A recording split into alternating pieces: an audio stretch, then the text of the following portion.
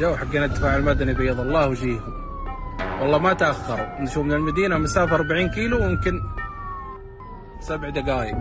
الله يبيض وجيههم.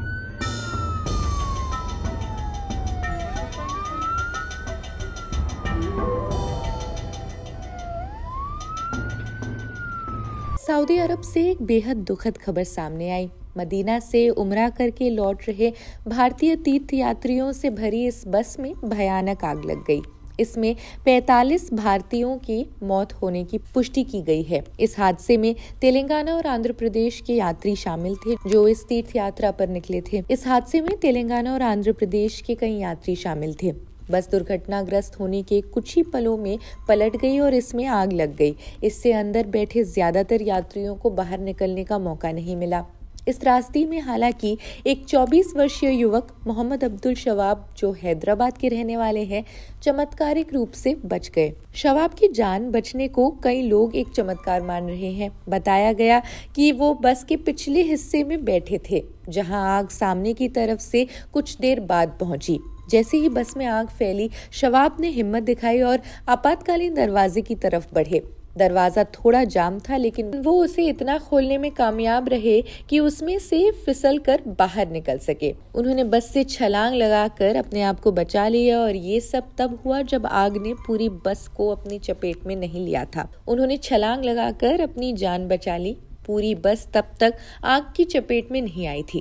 अधिकारियों का मानना है कि ये कुछ सेकंड्स ही थे जिससे उनकी जान बच गई। शवाब ने जांचकर्ताओं को ये भी बताया कि हादसा इतना अचानक और तेज था कि किसी को कुछ भी समझने का मौका नहीं मिला। टक्कर के बाद बस की बत्तियां बुझ गई और धुआं इतना भर गया कि यात्रियों को बाहर निकलने का रास्ता नहीं दिख रहा था। आग लगने के साथ ही बस के अंदर चीख पुकार और अफरा तफरी मच गई। शवाब ने बताया कि उन्होंने पीछे के दरवाजे के पास एक हल्की सी रोशनी देखी जिससे वो बाहर निकल पाए। बस का वही हिस्सा था जो उस वक्त तक जला नहीं था। शवाब को कई बर्न्स हुए हैं और फ्रैक्चर भी हुआ है, लेकिन वो होश में है।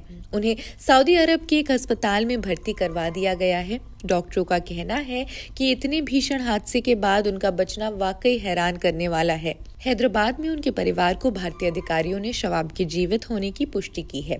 परिवार का कहना है कि वो अभी भी सदमे में है, लेकिन उनकी हालत स्थिर है और वो बात भी कर पा रहे हैं।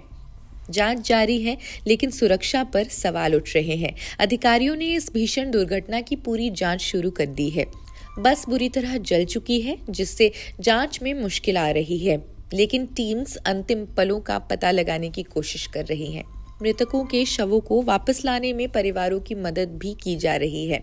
तेलंगाना में कई समुदाय इस हादसे की खबर सुनकर सदमे में है। लोग शवाब के बचने को एक चमत्कार तो मान रहे हैं, लेकिन साथ ही इस बात पर भी जोर दे रहे हैं कि तीर्थयात्रियों के परिवहन के लिए सुरक्षा नियमों को और कड़ा किया जाना चाहिए था, ताकि भविष्य में भी ऐसी त्रासदियों को मौका न मिले।